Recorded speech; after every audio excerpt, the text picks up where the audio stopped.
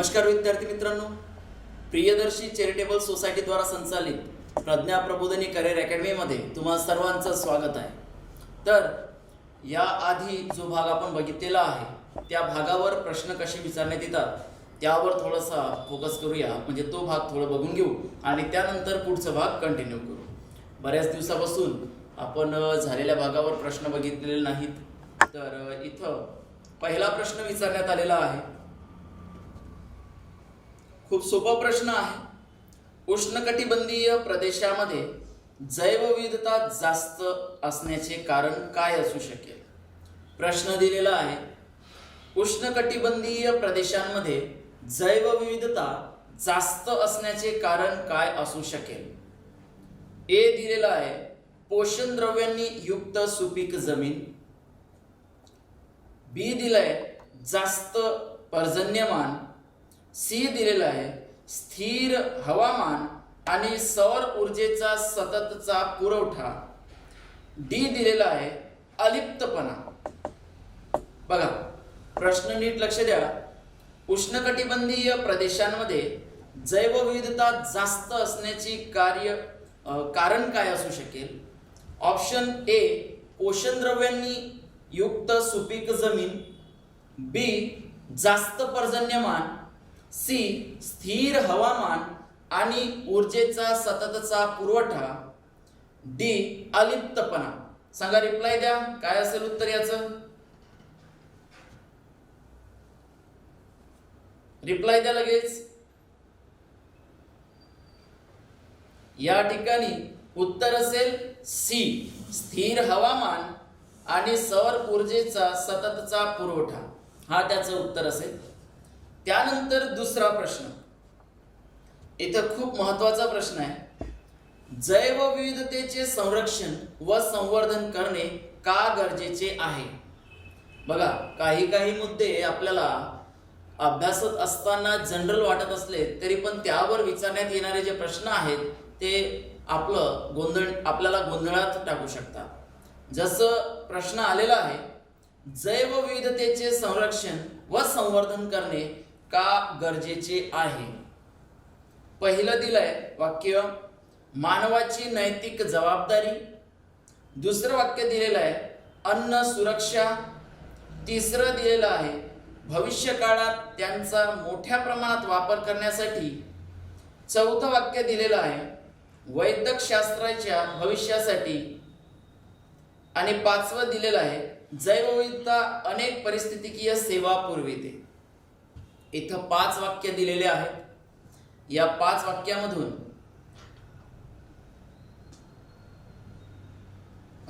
5 वाक्य दिलेले आहेत। या 5 वाक्यामधून कोणते वाक्य बरोबर आहेत हे तुम्हालाच सांगायचे आहे। प्रश्न एकदा नीट लक्ष द्या। जैवविविधतेचे संरक्षण व संवर्धन करणे का गरजेचे आहे? वाक्य पहिलं, मानवाची नैतिक जबाबदारी। दुसरं वाक्य, अन्न सुरक्षा। तिसरं वाक्य, भविष्य काळात त्यांचा मोठ्या प्रमाणात वापर करण्यासाठी। चौथं, वैद्यकशास्त्राच्या भविष्यासाठी। आणि पाचवं, जैवविविधता अनेक परिस्थितिकीय सेवा पुरविते। सांगा उत्तर, रिप्लाय द्या।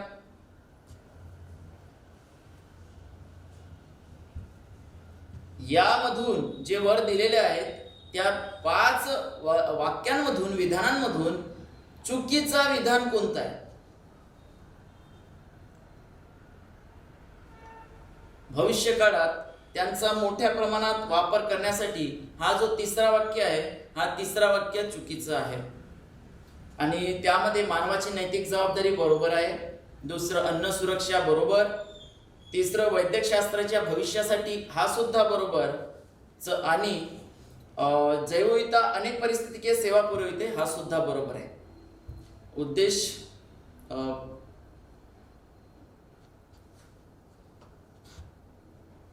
ओके, प्रश्न लक्षात राहत नाही। विद्यार्थ्याचा प्रॉब्लेम आलेला आहे इथं की अशा तोंडी पद्धतीमुळे प्रश्न लक्षात राहत नाही। निश्चितच थोडीशी अडचण होणार आहे, परंतु उद्देश एकच आहे की तुम्हाला प्रश्न कसे विचारण्यात येतात याची जाणीव व्हावी. जो भाग आपण बघितला त्या भागावर प्रश्न निश्चितच दिलं जातं आणि ते प्रश्न आपल्याला माहीत असणे की समजणं गरजेचं आहे.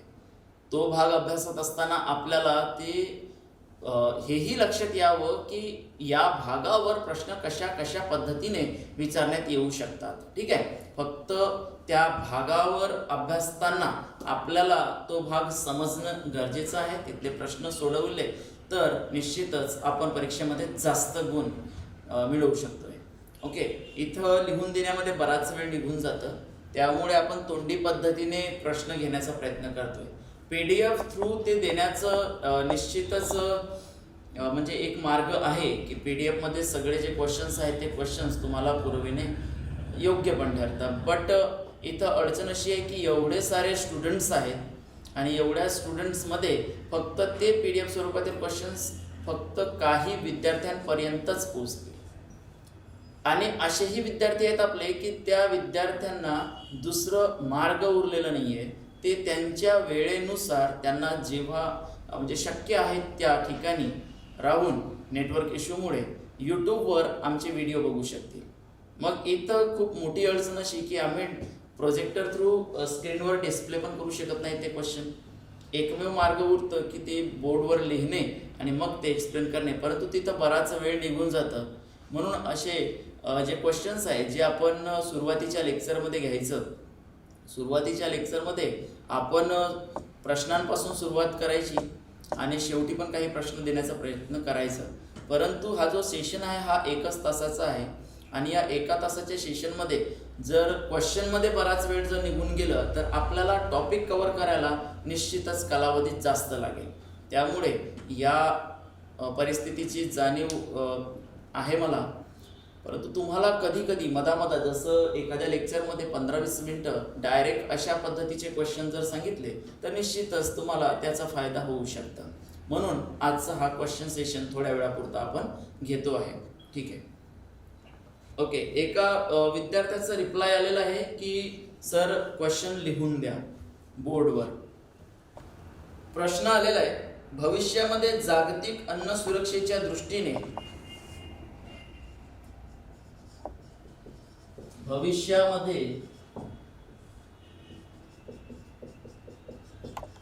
जागतिक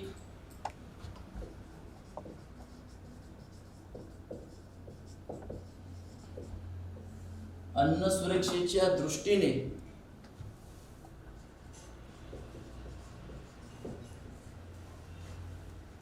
जैवविविधता अत्यंत महत्त्वाची असण्याची कारणे काय? जैवविविधता अत्यंत महत्त्वाची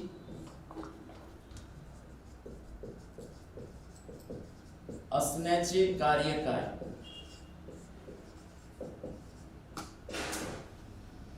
यामध्ये वाक्य दिलेलं आहे, अन्न मिळविण्यासाठी वनांचे असणारे महत्त्व,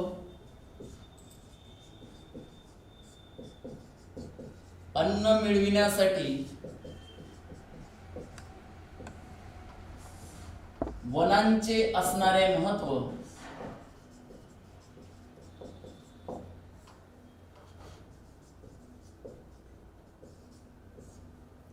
दुसरं वाक्य दिलेलं आहे, शेत पिकांचे नवीन वाण विकसित करण्यासाठी, शेत पिकांचे नवीन वाण विकसित करण्यासाठी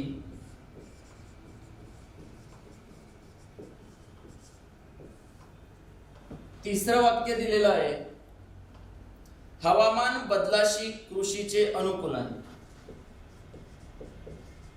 हवामान बदलाशी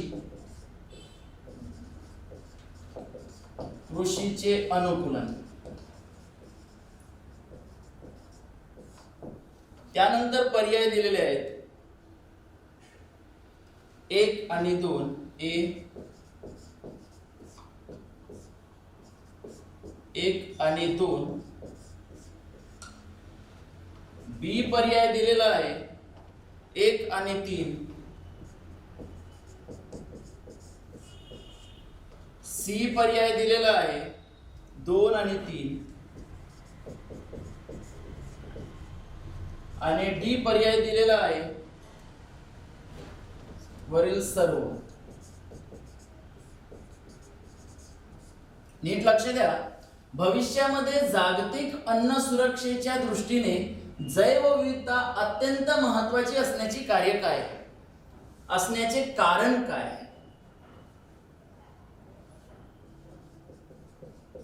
बघा प्रश्न आला, भविष्यामध्ये जागतिक अन्न सुरक्षेच्या दृष्टीने जैवविविधता अत्यंत महत्त्वाची असण्याचे कारण काय आहे? आपण जैवविविधते संबंधी अभ्यास केलेला आहे. जैवविविधतेमध्ये फक्त एका विशेष प्रजातीचाच उल्लेख केला जात नाही, तर असंख्य प्रजातींविषयी आपण या ठिकाणी डिस्कस केलेलं होतं जैवविविधता. मग अत्यंत महत्त्वाची काय आहे जैवविविधता? तर पहिलं, अन्न मिळवण्यासाठी वनांचे असणारे महत्त्व. दुसरं, शेतपिकांचे नवीन वाण विकसित करण्यासाठी. आणि हवामान बदलाशी कृषीचे अनुकूलन व्हावे म्हणून. तर या ठिकाणी उत्तर काय असायला पाहिजे? जे 4 पर्याय दिलेले आहेत तिथून सांगा. ऑप्शन सी आलेला आहे एका विद्यार्थ्याचं. तर एका विद्यार्थ्याने डायरेक्ट चौथा वरील सर्व असं उत्तर म्हटलेलं आहे. तर इथं अन्न मिळवण्यासाठी वनांचे असणारे महत्त्व हा उत्तर येऊ शकत नाही, कारण जागतिक अन्न सुरक्षेच्या दृष्टीने जैवविविधता अत्यंत महत्त्वाची असण्याचे कारण इथं अन्न सुरक्षा म्हटलेलं आहे. आणि या ठिकाणी अन्न मिळवण्यासाठी वनांचे असणारे महत्त्व हा इथं आपण गृहीत धरू शकत नाही. हा, शेत पिकांचे नवीन वाण विकसित करण्यासाठी ठीक आहे. हवामान बदलाशी कृषीचे अनुकूलन हा सुद्धा ठीक आहे. म्हणून ऑप्शन सी हा त्याचं उत्तर असेल. त्यानंतरचा प्रश्न, खालील विधानांचा विचार करा. खालील विधानांचा विचार करा.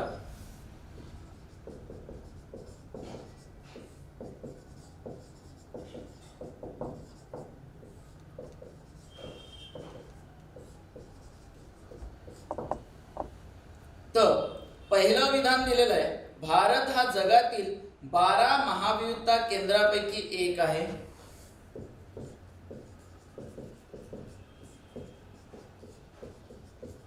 जगातील 12 महाविविधता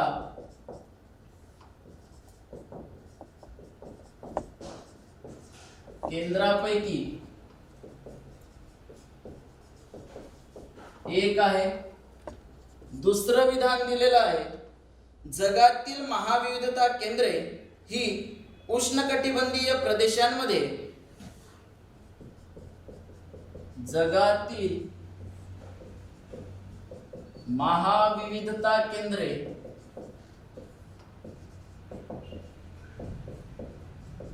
ही उष्णकटिबंधीय प्रदेशामध्ये पूर्णतः किंवा अंशतः एकवटलेली आहे.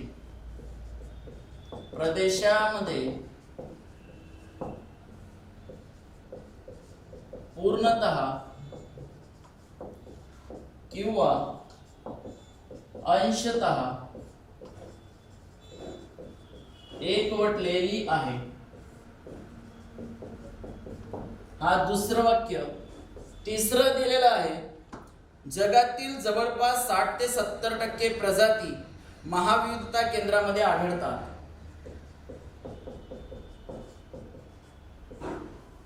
जगातील जवळपास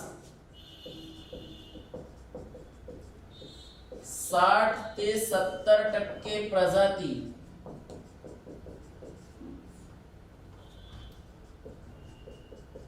महाविविधता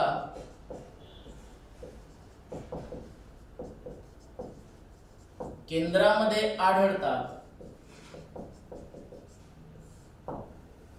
त्यानंतर वरील पैकी योग्य विधाने ओळखा. वरील पैकी योग्य विधाने ओळखा. इथं दिलेलं आहे ए फक्त 1 व 2, बी दिलेला आहे फक्त 2 आणि 3,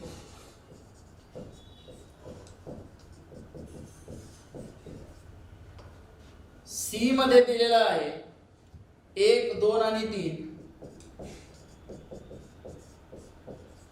तर डी मध्ये दिलेला आहे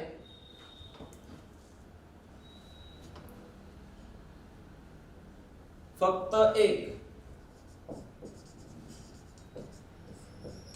ओके, तर अशा प्रकारे हा प्रश्न दिलेला आहे जे तुम्हाला सांगता येणे गरजेचं आहे.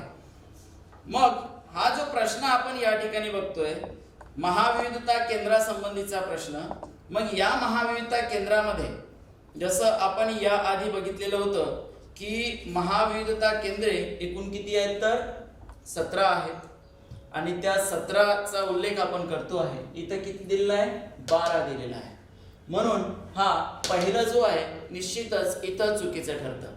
जसं भारत हा जगातील 12 महाविविधता केंद्रापैकी एक आहे, तर हा चुकीचं ठरतं. त्यानंतर दुसरं, जगातील महाविविधता केंद्रे ही उष्णकटिबंधीय प्रदेशांमध्ये पूर्णतः किंवा अंशतः एकवटलेली आहे, तर आता हा बरोबर आहे.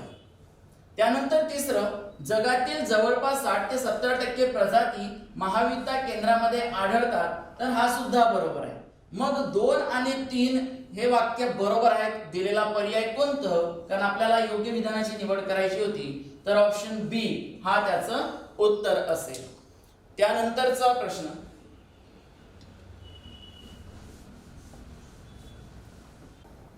पर्यावरणाशी संबंधित कोणती आंतरराष्ट्रीय संस्था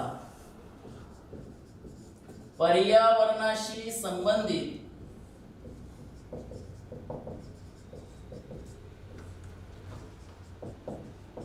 कोणती आंतरराष्ट्रीय संघटना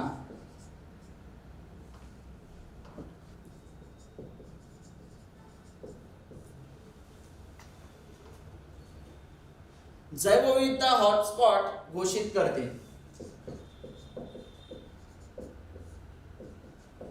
जैव विविधता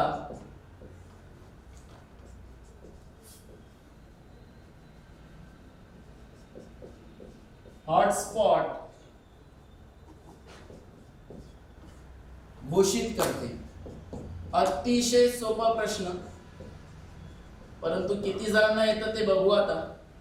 इथं दिलेलं आहे पहिलं, वर्ल्ड वाईल्ड लाईफ फंड.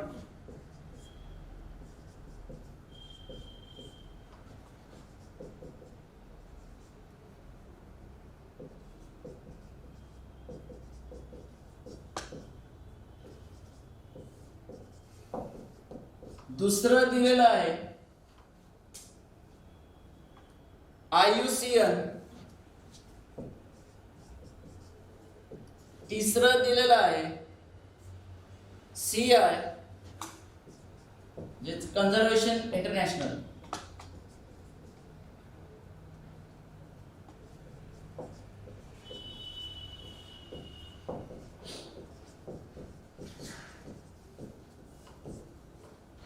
आणि चौथं दिलेलं आहे UNEP, संयुक्त राष्ट्र पर्यावरण कार्यक्रम.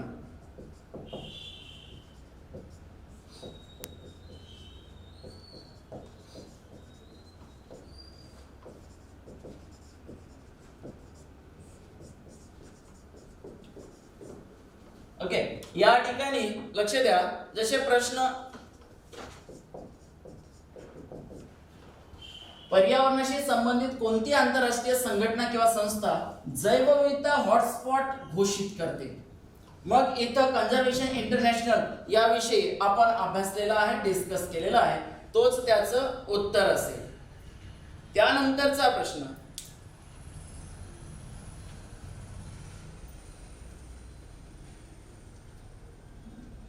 भारतातील खालीलपैकी कोणते जैवविविधता हॉटस्पॉट आहेत?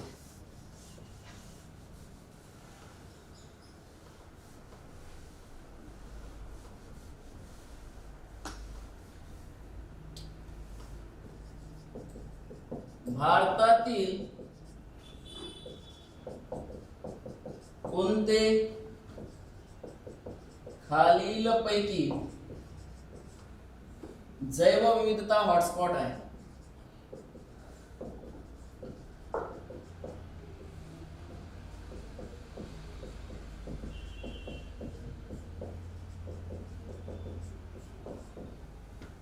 हा प्रश्न आलेला आहे। यामध्ये पहिलं इंडो म्यानमार,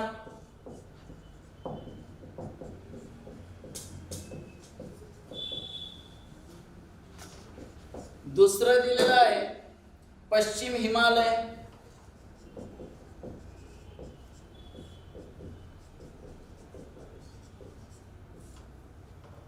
तिसरं दिलेलं आहे गल्फ ऑफ मन्नार,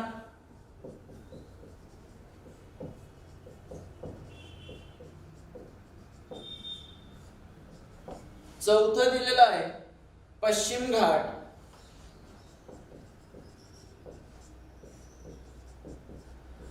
आणि पाचवं दिलेलं आहे अंदमान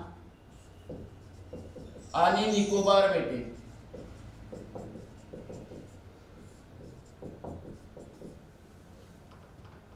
योग्य पर्याय निवडायचा आहे, योग्य पर्याय निवडा। यामध्ये ए दिलेला आहे 1 3 4, बी दिलेला आहे 1 2 4 5, सी दिलेला आहे 2 3 4 5, आणि डी दिलेला आहे 1 3 4 5। सांगा उत्तर काय असेल?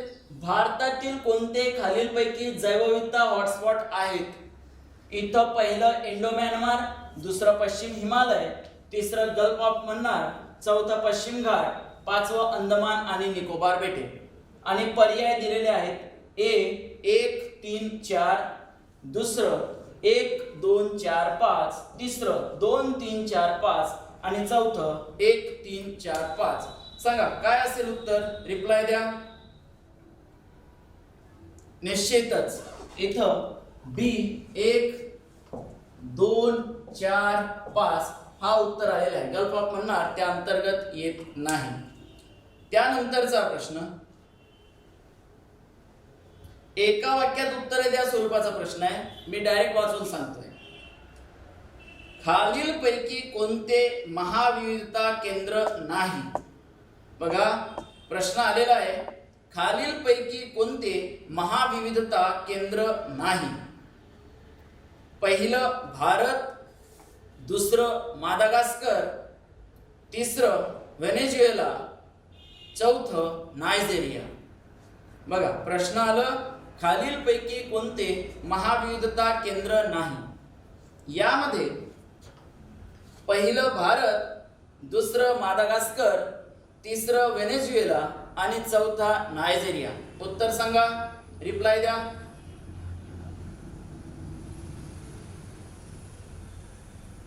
चार नायजेरिया बरोबर आहे उत्तर। नायजेरिया सोडून भारत, मादागास्कर, व्हेनेझुएला हे महाविविधता केंद्र आहे। त्यानंतर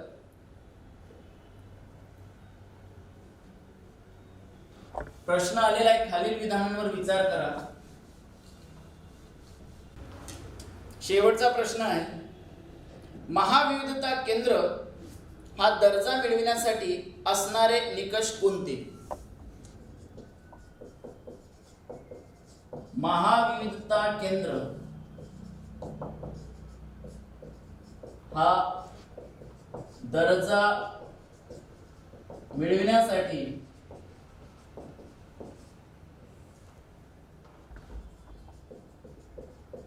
असणारे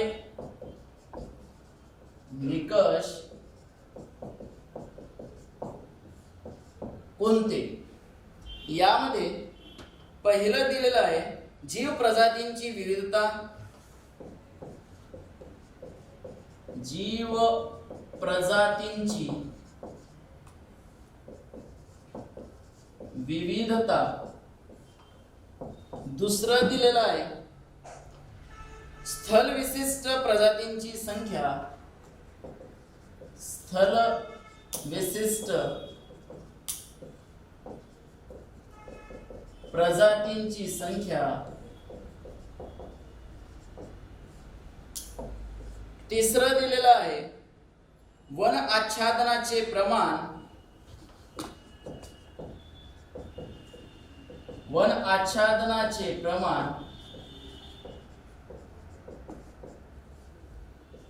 चौथं दिलेलं आहे जैवविविधतेस असणाऱ्या धोक्याची पातळी, जैवविविधतेस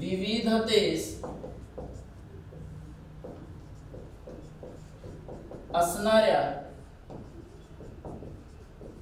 धोक्याची पातळी,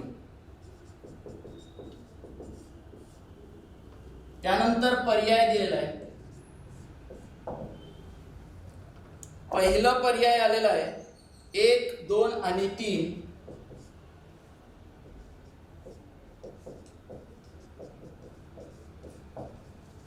दुसरा पर्याय आलेला आहे 1 आणि 2.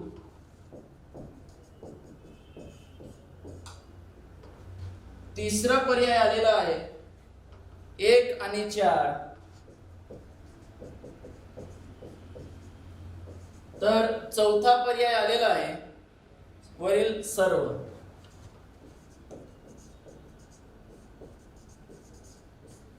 वरील सर्व. ओके, तर हा शेवटचा प्रश्न या ठिकाणी आपण झालेल्या भागावरचा. महाविविधता केंद्र हा दर्जा मिळविण्यासाठी असणारे निकष कोणते आहेत ते आपल्याला ओळखायचं आहे. या 4 निकषांमधून म्हणजे जे 4 वाक्य दिलेले आहेत त्यामधून कोणते निकष आहेत ते आपल्याला ओळखायचं आहे. पहिलं जीव प्रजातींची विविधता, दुसरं स्थल विशिष्ट प्रजातींची संख्या, तिसरं वन आच्छादनाचे प्रमाण आणि चौथं जैवविविधतेस असणाऱ्या धोक्याची पातळी. सांगा, उत्तर द्या. एक उत्तर आलेलं आहे, पहिला आहे असं. त्यानंतर दुसरं उत्तर 4 दिलेलं आहे. परत परत 4 आलेला आहे. पुन्हा सांगा, 1 किंवा 4. ओके, पुन्हा रिप्लाय द्या. सी. ओके, नीट लक्ष द्या. या ठिकाणी जीव प्रजातींची विविधता हा तर महत्वाचा आहे, त्यामुळे तो सुटू शकत नाही. त्यानंतर स्थल विशिष्ट म्हणजे किंवा स्थान विशिष्ट, ज्याला आपण एंडेमिक स्पीसीज म्हणतोय, या प्रजातींची संख्या इथं जैवविविधता केंद्र ठरण्याकरिता महत्वाचं नाहीये. वन आच्छादनाचे प्रमाण किती आहेत हाही तेवढं महत्वाचं नाही, परंतु जैवविविधतेस असणाऱ्या धोक्याची पातळी हे आपल्याला गृहीत धरावं लागतं निकषांतर्गत. मग 1 आणि 4 असलेला ऑप्शन सी हा त्याचं उत्तर असेल. अशा पद्धतीने आपण महाविविधता केंद्राचं निकष सांगू शकतोय. त्यानंतर आपण आता पुढचा भाग सुरू करतोय. जो आपण भाग घेतोय त्या भागावर विविध स्वरूपातील प्रश्न विचारण्यात येऊ शकतात. एवढे दिलेले जे प्रश्न आहेत तेवढेच प्रश्न येतात असं नाहीये.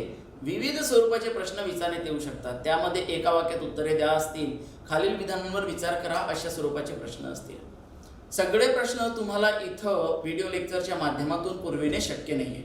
त्यामुळे तुम्ही त्या भागावरचे प्रश्न स्वतः तयार करायचा प्रयत्न करा आणि त्यानंतर ते सोडवा. त्याने आपला हा जो भाग आहे हा भाग जास्त वेळपर्यंत की जास्त काळपर्यंत तुमच्या स्मरणात राहील आणि त्या भागावर पकड सुद्धा तुमची चांगली निर्माण होईल, ज्याचा फायदा निश्चितच तुम्हाला परीक्षेमधील प्रश्नांची उत्तरे सोडवताना मिळेल.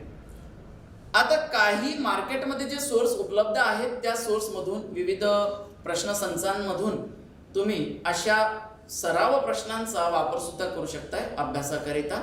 त्या आधारे तुमचा हा जो टॉपिक आहे, जे काही आपण बघतोय एन्व्हायरमेंटचा भाग, तो भाग चांगलं कव्हर होईल. त्यानंतर पुन्हा एक असं सांगू इच्छितोय की जे आयोगाने वेळोवेळी प्रश्न विचारण्यात आलेले आहेत त्या प्रश्नांचा सुद्धा आपल्याला विचार करावा लागतं. प्रश्न कसे आलेत, कोणत्या पातळीवर आलेत, हे सगळं तुम्ही वेळोवेळी अभ्यासात चाला. म्हणजे तुमच्या एकंदरीत लक्षात येईल की आयोगाची स्ट्रॅटेजी काय असतं, कोणत्या भागावर कशा पद्धतीचे प्रश्न येऊ शकतात हे तुम्हाला निश्चितच कळेल. ठीक आहे. या ठिकाणी असं वाटतंय की तुम्हाला या भागावरील प्रश्न कसे येतात हे निश्चितच कळलेले असतील. आता पुढचा भाग आपण कंटिन्यू करतोय, ज्याला आपण जीवावरण राखीव क्षेत्र म्हणतो. जीवावरण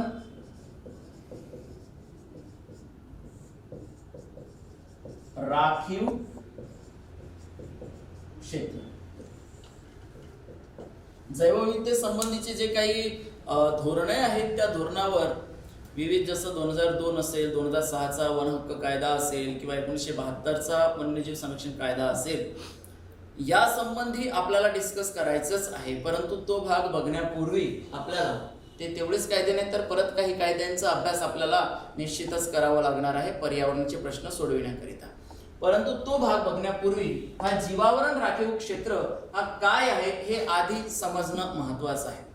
जसं युनेस्को यांनी जसं हे जे जीवावरण राखीव क्षेत्र दर्शवलेलं आहे, या युनेस्कोचं जो मॅन अँड बायोस्फिअर प्रोग्राम जे आहे,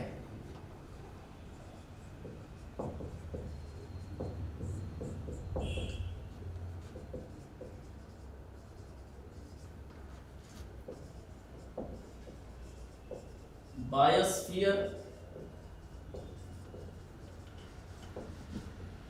प्रोग्राम, ज्याला आपण मॅप म्हणतोय, जे 1971 साली अस्तित्वात आलं. या मॅपने जीवावरण राखीव क्षेत्र ही जी संकल्पना आहे, संकल्पना पुढे आणली. बघा, जीवावरण राखीव क्षेत्र. मग हा जो जीवावरण राखीव क्षेत्र आहे, या राखीव क्षेत्रासंबंधी मॅन अँड बायोस्फिअर प्रोग्राम, जे युनेस्कोचं प्रोग्राम आहे 1971चं, जे मॅप या नावाने ओळखलं जातं. आणि या अंतर्गतच वर्ल्ड नेटवर्क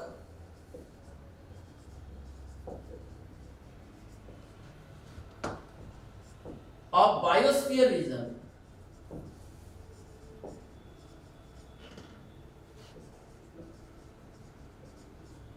ज्याला आपण हे जीवावरण राखीव क्षेत्र संकल्पने संबंधी गृहीत धरतोय, world network of biosphere reserve, हे 1976 ला यांनी प्रत्यक्षात जीवावरण राखीव क्षेत्र ही संकल्पना वापरलेली होती. परंतु या संबंधीची जी पार्श्वभूमी आहे, त्या पार्श्वभूमीमध्ये आपल्याला मॅप याविषयी मत सांगावं लागेल. म्हणजे जे जैवविविधतेचे संवर्धन आहे, त्या संवर्धनासंबंधी त्या अंतर्गत विविध वन्य प्रजाती येतील, त्यामध्ये वनस्पती प्रजाती असतील, जीवांच्या सजीवांच्या प्रजाती असतील, त्या सर्व प्रजातींना आणि जे मानव समुदाय आहेत किंवा त्या विशिष्ट क्षेत्रामध्ये जगणारे समुदाय आहेत, या समुदायांमधील जे आंतरक्रिया आहे, ती आंतरक्रिया सुधारण्याचा प्रयत्न केला जातो. बघा, नेमकं काय म्हणायचं आहे की जीवावरण राखीव क्षेत्र, आता हे जे जीवावरण राखीव क्षेत्र आहे, ज्याला आपण बायोस्फिअर रिझर्व म्हणतोय, या बायोस्फिअर रिझर्व मध्ये जीवावरण ही कन्सेप्ट आपण याआधी अभ्यासलेली आहे. ज्या ठिकाणी आपण बायोस्फिअर रिझर्व संबंधीचा विचार करतोय, असे विशिष्ट भाग जे रिझर्व असतील, ते रिझर्व असण्याचे निकष आपण पुढे बघणारच आहोत, काय आहेत, कशा पद्धतीने ते रिझर्व केले जातात. तर या ठिकाणी आपल्याला असं म्हणावं लागेल की सजीव प्रजाती आहेत, मग ते वनस्पती प्रजाती असू द्या की प्राणी प्रजाती असू द्या, मग त्या प्राण्यांमध्ये पण विविध प्रकारचे प्राणी आलेत, त्या सर्व प्रजाती आहेत.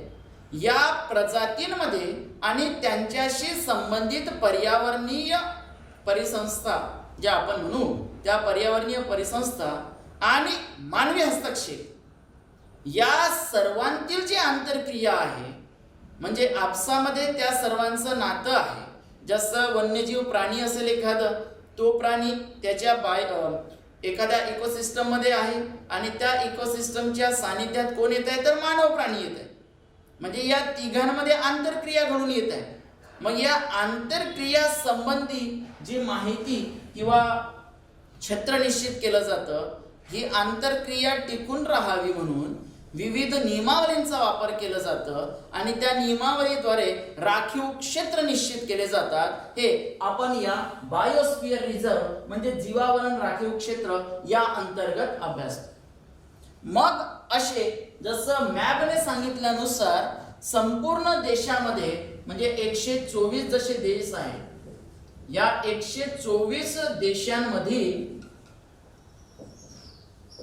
701 क्षेत्रे जे आहेत ते मॅप अंतर्गत येतात. आणि या 701 क्षेत्रांमधून 11 क्षेत्रे भारतामध्ये आहेत. बघा, आपण जीवावरण राखीव क्षेत्रे या विषय अभ्यासत आहोत. जीवावरण राखीव क्षेत्र म्हणजेच सजीवांच्या विकासासाठी, वाढीसाठी निश्चित असलेलं क्षेत्र किंवा पोषक असलेल्या क्षेत्राची विभागणी केली जाईल. आणि प्रत्येक क्षेत्रामध्ये कुठल्या परिस्थिती असाव्यात हे निश्चित केलं जाईल. म्हणजेच एकंदरीत सजीव प्रजाती, त्यांची परिसंस्था आणि मानव यांच्यातील आंतरक्रियेचे संवर्धन केले जाईल. या संवर्धनाकरिता मॅप हे युनेस्कोद्वारे चालवण्यात येणारे प्रोग्राम जे 1971 ला स्थापित झाले हे कार्य करत आहे. आणि या मॅप अंतर्गत जसं world network of biosphere reserve, या world network of biosphere reserve यांनी ही जीवावरण राखीव क्षेत्र ही संकल्पना वापरली. आणि त्या अंतर्गत जे 124 देश आहेत, त्या 124 देशांमधून 701 क्षेत्रे हे मॅप अंडरमध्ये येतात. आणि त्या 701 क्षेत्रामधून 11 क्षेत्रे हे भारतामध्ये आहेत. त्यानंतर आता जीवावरण राखीव क्षेत्रे नेमके काय, कशा पद्धतीने ते निश्चिती केली जात आहे यावर आपण फोकस करूया. आधी आपण समजून घेऊ की हे जे जीवावरण राखीव क्षेत्र आहेत ते काय आहे. तर जीवावरण राखीव क्षेत्र समजण्याकरिता या राखीव क्षेत्रांना, जसे 701 राखीव क्षेत्र मॅप अंडरमध्ये जे दिले आहेत, त्यांमधून जे 11 राखीव क्षेत्रे आहेत या अंतर्गत, आता बघा, राखीव क्षेत्र या अंतर्गत काय येतील तर विविध ठिकाण जिथं विविध प्रकारचे वन्यसजीव आढळले आणि त्या ठिकाणी मानवाचा किती हस्तक्षेप आहे या आधारावर ते निश्चित केले जात आहे, नियमावली तयार केली जाते. मग हे जे जीवावरण राखीव क्षेत्र आहेत हे अभ्यासताना याला आपल्याला 3 झोनमध्ये डिवाइड करावं लागतं. मग 3 झोन मधील जो पहिला झोन आहे ज्याला आपण कोअर झोन म्हणतोय, गाभा क्षेत्र. आता गाभा क्षेत्र विविध सजीव प्रजातींच्या अस्तित्वासाठी अतिशय महत्त्व असलेला क्षेत्र आहे. ज्या ठिकाणी कोणताही एक परिसर घेऊया, त्या परिसरामध्ये अशी परिसंस्था की ज्या ठिकाणी जैवविविधता विपुल प्रमाणात आढळते, जास्त प्रमाणात आढळते. मग जैवविविधता जास्त प्रमाणात आढळते असा क्षेत्र ज्याला कोअर क्षेत्र म्हणतात. मग जैवविविधता विपुल प्रमाणात आढळते आणि त्या जैवविविधतेमध्ये हस्तक्षेपाची म्हणजे मानवी हस्तक्षेप नसावं म्हणून जास्त कठोर नियमावल्या लादल्या जातात. मग हा जो कोअर क्षेत्र आहे, या कोअर क्षेत्रा अंतर्गत विविध उद्याने येतील, विविध या अंतर्गत गार्डन्स येतील, ज्यामध्ये राष्ट्रीय उद्यानांचा उल्लेख केला जाऊ शकतो. ओके, त्यानंतर या अंतर्गत विविध प्रकारचे जसे आपण म्हणूया रिझर्वर्स, ज्या ठिकाणी वन्यजीव संरक्षण कायदा जास्त प्रमाणात ऍक्टिव्ह असतो, असं या ठिकाणी आपण कोअर क्षेत्र म्हणतोय. कोअर क्षेत्रामध्ये मानवी हस्तक्षेपात पूर्णपणे बंदी असतं. या कोअर क्षेत्रामध्ये मानवास जाण्यास पूर्ण बंदी असतं. शेती करण्यास तर सोडाच, त्या ठिकाणी गुरेढोरे चारणे किंवा तिथं आपले गुरेढोरे घेऊन जाणे याला सुद्धा बंदी आलेली आहे. असा क्षेत्र म्हणजे कोअर क्षेत्र. आणि या कोअर क्षेत्रा अंतर्गत आपल्याला विविध प्रकारचे प्रजाती, सजीव प्रजाती आणि त्या सजीव प्रजातींचे जे अन्नजाडे आहे ते अन्नजाडे जास्त सुरक्षित ठेवण्याचा प्रयत्न केला जात आहे, हे कोर क्षेत्र. त्यानंतर दुसरं क्षेत्र ज्याला आपण म्हणतोय बफर झोन.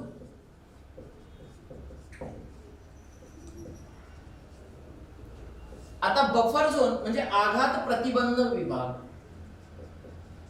आघात प्रतिबंध विभाग. आता बघा, जसं हा जर कोअर झोन असेल म्हणजेच इथं बंदी सर्वात जास्त आणि त्या बंदीचं उल्लंघन केल्यास दंडही सर्वात जास्त असतं मानवास, तो कोअर झोन. त्यानंतर त्याच्या सभोवतालचा जो परिसर आहे, या कोअर झोनच्या सभोवतालचा परिसर, या परिसराला आपण आघात प्रतिबंध विभाग म्हणतोय, ज्याला बफर झोन म्हटलं जाईल. आता या बफर झोन मध्ये नियमावल्यांमध्ये शिथिलता दिसून येतं. म्हणजेच हा भाग, जसं कोअर झोन म्हटलं 100% रिस्ट्रिक्टेड एरिया, जिथं जाण्यास बंदी आहे, नियमांचे पालन कठोरपणे केलं जात आहे. या ठिकाणी जर नियमांचं पालन झालं नाही तर त्यावर कठोर उपाययोजना सुद्धा केलेल्या आहेत. दंड जास्त असतं, कठोर असतं या कोअर झोनच्या बाबतीत. आता कोअर झोन मध्ये विविध प्रजाती असतील, त्यांचं अस्तित्व असेल, त्यांच्या अन्न शृंखला असतील, फूड चेन असतील या कोअर झोन मध्ये, जिथं मानवी हस्तक्षेपात पूर्णपणे प्रतिबंध आहे. आणि याच्या सभोवतालचा जो परिसर आहे, ज्याला आपण आघात प्रतिबंध विभाग म्हणतोय, बफर झोन आहे. या ठिकाणी काही प्रमाणामध्ये मानवास म्हणजे मानवाच्या या ठिकाणी जे काही गुरे चराई करिता म्हणूया किंवा शेती सानिध्य म्हणू शकतोय, तो येऊ शकतो. म्हणजेच इथं शिथिलता दिलेली आहे, नियम थोडे शिथिल आहेत. इथं मानवी प्रवेश करू शकतो. या ठिकाणी मग शेती करिता असू शकतं किंवा गुरढोर चराई करिता असू शकतं. या ठिकाणी निश्चितच नियम कमी प्रमाणात आहेत, इथं दंड कमी प्रमाणात आहे. हा बफर झोन. इथपर्यंत मानव पोहोचू शकतं, याच्या आतमध्ये पोहोचला तर दंड किंवा कारवाई केली जाऊ शकते. 100% रिस्ट्रिक्टेड म्हटलं तर कोअर झोन, त्यापेक्षा कमी रिस्ट्रिक्शन्स या आघात प्रतिबंध विभागाअंतर्गत येईल. मग हा जो आघात प्रतिबंध विभाग आहे, या विभागाला आपण अभयारण्य असलेला भाग सुद्धा म्हणू शकतोय. विविध जे अभयारण्य आहेत ते अभयारण्य या अंतर्गत येतील.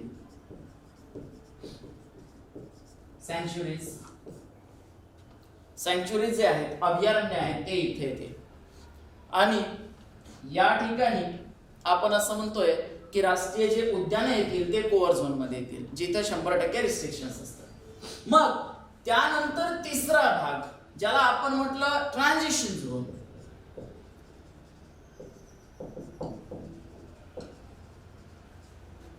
म्हणजे संक्रमण क्षेत्र.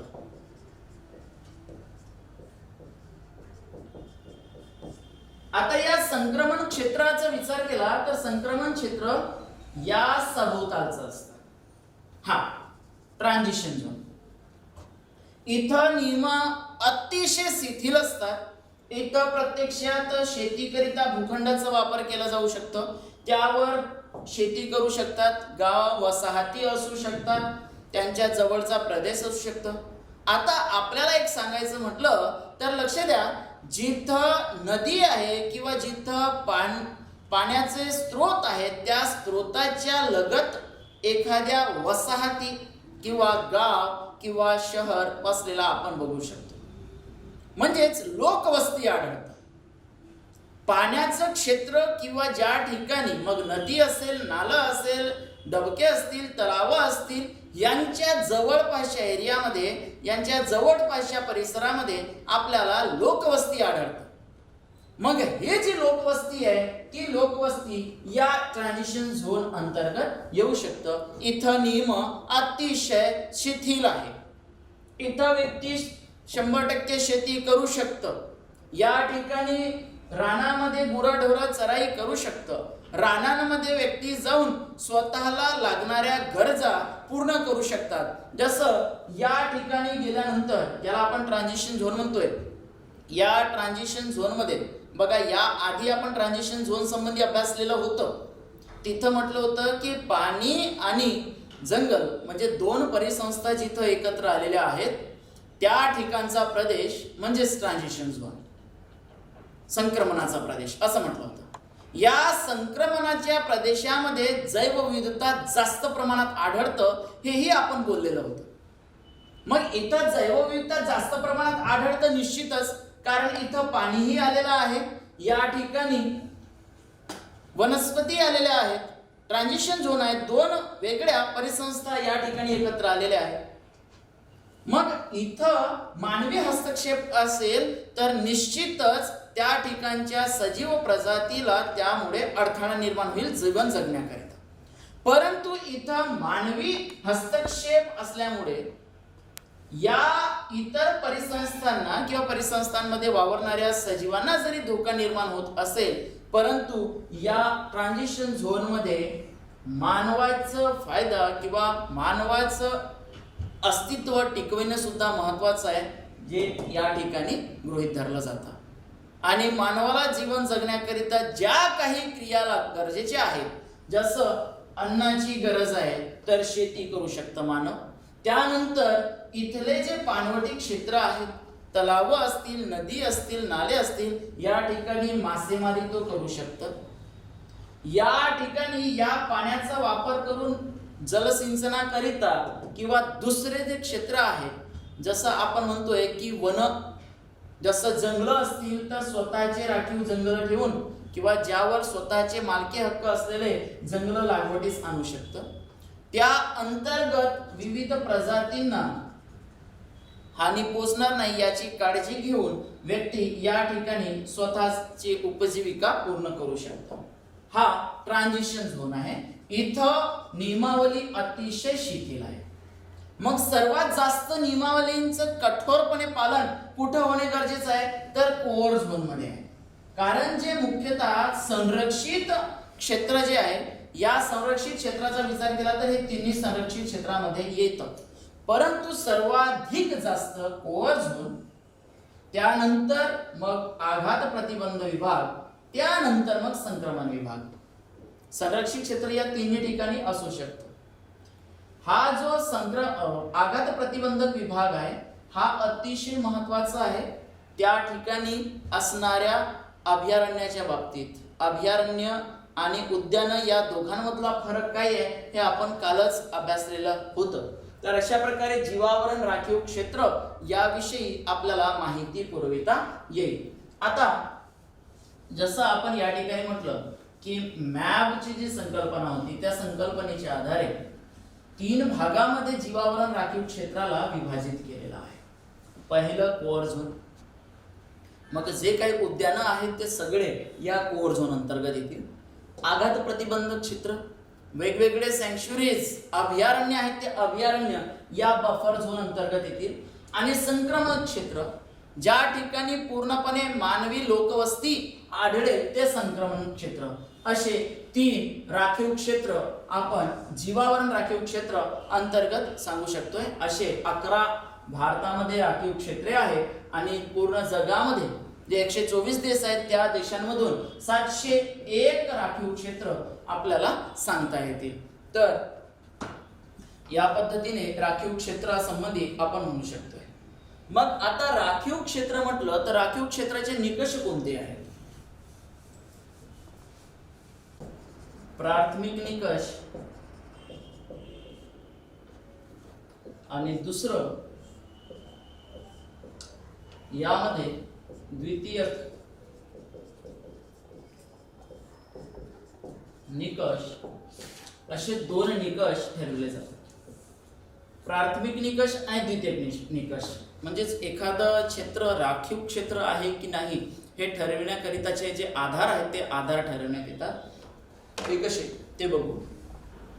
आता प्राथमिक निकषामध्ये एखादं क्षेत्र राखीव क्षेत्र म्हणून गृहीत धरतोय तर तिथं जो गाभा क्षेत्र असतं त्या गाभा क्षेत्रामध्ये ज्या जीव प्रजाती आहेत त्या जीव प्रजात्यांच्या विविध पोषण पातळ्या असणे गरजेचे आहे. विविध पोषण पातळ्या.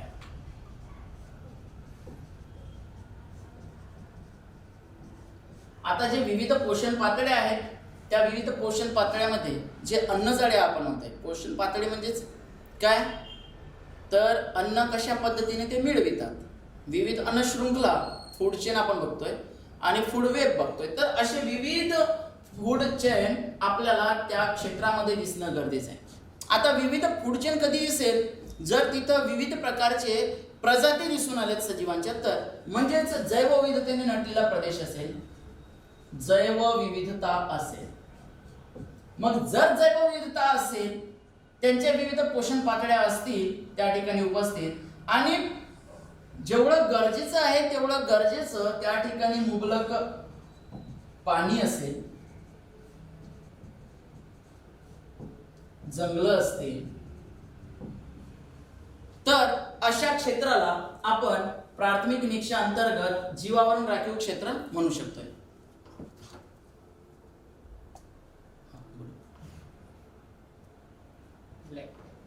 अच्छा, ओके. या ठिकाणी एका विद्यार्थ्याने म्हटलेलं आहे की घोरपडे सरांच्या बुकमध्ये क्वेश्चन आहेत. ओके, PDF पाठवा सर क्वेश्चन्स म्हटलेलं आहे. ओके, बघा परत एकदा सांगतोय की जवळपास 400 स्टुडंट आहेत आणि त्या 400 स्टुडंटला PDF प्रत्यक्षात सेट करणे, कारण PDF दिलं तर तिथं निश्चितच क्वेश्चन पण आपल्याला जास्त द्यावं लागेलच. तर अशा विद्यार्थ्यांना तेवढे PDF रोजच्या लेक्चरचे करणे तेवढं शक्य होत नाही. आपण जरी म्हटलं मी इथं शब्द दिलं आणि त्या शब्दानुसार मी जरी आमच्या मॅनेजमेंट टीमकडे हे पुरवण्याचा प्रयत्न केलं तरी, कारण म्हणजे शक्य होत नाही एका सोप्या शब्दात सांगायचं झालं तर. कारण तुम्हाला जे व्हिडिओ लेक्चर देतोय त्या व्हिडिओ लेक्चरला सेट करण्यामध्येच संपूर्ण दिवसाचा काळ निघून जातो. मग तो व्हिडिओ बघणे, त्याला पुन्हा यूट्यूबला टाकणे वगैरे हे बऱ्याच गोष्टी असतात. टेक्निकल इश्यूजना आपण सामोरं जावं लागतं आणि अशा वेळेस पूर्ण PDF, त्या PDFला तुम्हाला सेंड करणं, ते होत आहेत की नाही व्यवस्थित ते बघणे, त्या विशिष्ट फाईल सांभाळून ठेवणे, हे सारं काही जे काही आपण म्हणतोय ते इतकं सहज आणि शक्य होणारं बाब नाही आहे. तरी पण आम्ही प्रयत्नशील आहोत त्या बाबतीत आणि प्रत्येक घटकानुसार तुम्हाला क्वेश्चन देणे खूप महत्त्वाचं असतं खरं सांगतं तर अभ्यासाच्या दृष्टिकोनातून. परंतु काही काही अडचणींना सामोरं आपल्याला जावं लागतंच. लॉकडाऊनचा हा खूप कठीण काळ चाललेला आहे आणि या काळामध्ये म्हणजे अनलॉकचा काळ आता म्हणता येईल. या अनलॉकच्या काळामध्ये आपल्याला पाहिजे तेवढी मदत, जशी बुक स्टॉल्स झाले तर पूर्णपणे बुक स्टॉल्स नियमितपणे उघडलेले नाहीत किंवा बुक स्टॉल उघडलेलेही जरी असले तरी पण तिथं आपल्याला हवे असलेले पुस्तकं अवेलेबल असतीलच हे निश्चितपणे आत्ता सांगता येत नाही. त्यामुळे जर मी तुम्हाला असं म्हटलं की एखादं मार्केटमधून बुक घेऊन घ्या क्वेश्चन सेट्स असलेला किंवा क्वेश्चन्स असलेला, तर ते पण योग्य ठरत नाही. ओके, आमच्याद्वारे आम्ही प्रयत्नशील आहोत की तुमच्यापर्यंत प्रश्न किंवा तुम्हाला जे काही अडचणी आहेत ते सोडवूया. ओके, हां, अजून काही अडचण आहे का? प्रोजेक्टरवर घ्या ना सर क्वेश्चन. हां, तर एका विद्यार्थ्यांनी म्हटलेलं आहे, परत तुम्ही त्या दिवसपासून सांगतोय की प्रोजेक्टरवर क्वेश्चन घेणे का शक्य नाही आहे. बघा, आपला जो सेटअप आहे या सेटअपमध्ये बोर्ड या भागामध्ये आहे आणि जो प्रोजेक्टर सेटअप आहे तो प्रोजेक्टर सेटअप दुसऱ्या भागामध्ये आहे. या ठिकाणी जेव्हा आपण कॅमेरा सेट करतोय तर कॅमेरा आपल्याला बोर्डवर सेट करावा लागतो, कारण सगळं भाग प्रोजेक्टरवर सांगणं शक्य नाहीये. मग आता जर तुम्हाला क्वेश्चन हवे त्या कालावधीकरिता आपण जर त्या प्रोजेक्टर भागावर फोकस केलं, कॅमेरा वळवलं, तर परत त्या कॅमेराला निश्चित बोर्डवर आणण्याकरिता बराच वेळ निघून जाईल, त्याला सेटअप करायला बराच वेळ निघून जाईल आणि ते शक्य होत नाही. ओके, त्यामुळे प्रोजेक्टरवर ते घेणे पॉसिबल नाही. हां, दुसरा एक मार्ग असं की प्रोजेक्टरला डायरेक्ट कनेक्ट केलं तर तिथं फक्त क्वेश्चन दिसून येतील, मी दिसणार नाही तिथं किंवा मी एक्सप्लेन करताना दिसून येणार नाही. ऑनलाईनचं हा एक थोडासा प्रॉब्लेम आपल्याला फेस करावा लागू शकतो. ओके, तर त्यामुळे सध्या तरी हे काही जे काही प्रॉब्लेम्स आहेत ते सॉल्व्ह झालेले नाही आहे. पुन्हा काही म्हणायचं आहे का सांगा.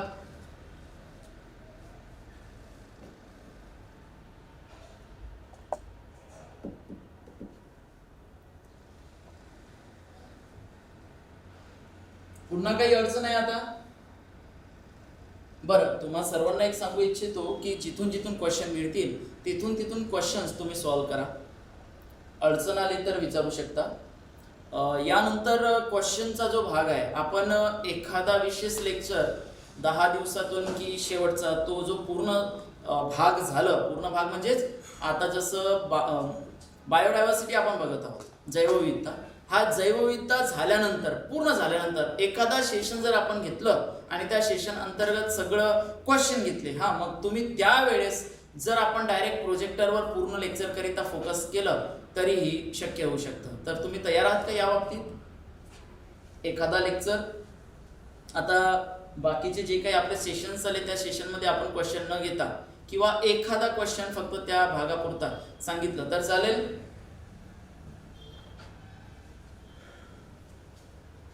ओके, ठीक आहे, तसं करूया. उद्यापासून क्वेश्चन्स घेतले जाणार नाहीत आपल्या डेली लेक्चरमध्ये. आपण डायरेक्ट त्याकरिता पूर्ण तो भाग झाल्यानंतर एखादा सेपरेट सेशन घेऊ शकतो आणि त्यामध्ये फक्त क्वेश्चन्स असतील. ते क्वेश्चन्स PDF द्वारे किंवा डायरेक्ट प्रोजेक्टरद्वारे घेण्याचा प्रयत्न करूया. ठीक आहे. बरं, आपल्या डिस्कशनमध्येच बराच वेळ निघून गेलं आणि जो टॉपिक व्हायला पाहिजे तो कंप्लीट होऊ शकला नाही आज. याविषयी निश्चितच खेद आहे. ठीक आहे, काही हरकत नाही. आज आपण या ठिकाणी थांबतोय. उद्याला हा भाग कंटिन्यू करतोय. बट आपल्याला जो भाग बघायचा आहे या भागा अंतर्गत, जसं जीवावरण राखीव क्षेत्र आहे, जीवावरण राखीव क्षेत्रावर यावर्षी प्रश्न येण्याचं निश्चितच चान्स आहे. आणि या राखीव क्षेत्रामध्ये मॅप काय आहे, या मॅपवर MAB या मॅपवर प्रश्न येऊ शकतो, ज्याला आपण मॅन अँड बायोस्फिअर प्रोग्राम म्हणतोय. यावर प्रश्न येऊ शकतो, तर ते आपल्याला लक्षात ठेवायचं आहे. त्यानंतर जे विविध या बायोस्फिअर रिझर्व या संबंधित किंवा जैवविविधतेच्या संरक्षणाकरिता विविध जे करार झालेत किंवा भारतामध्ये संरक्षणाकरिता उपाययोजना झाल्यात, त्यामध्ये आपण कायदे म्हणतोय, त्या कायद्यासंबंधी पण माहिती असणं गरजेचं आहे. तर कायदे आपण कंटिन्यू करणार आहोत आता म्हणजेच यानंतरच्या लेक्चरमध्ये.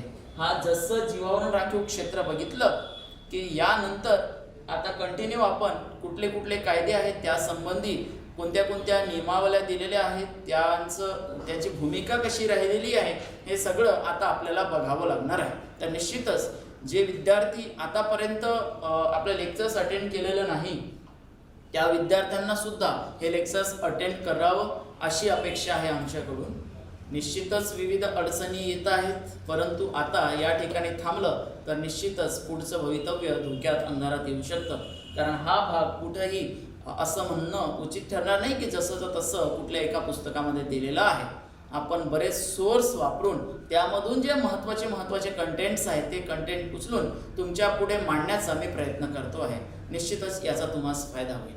आपण या ठिकाणी थांबूया.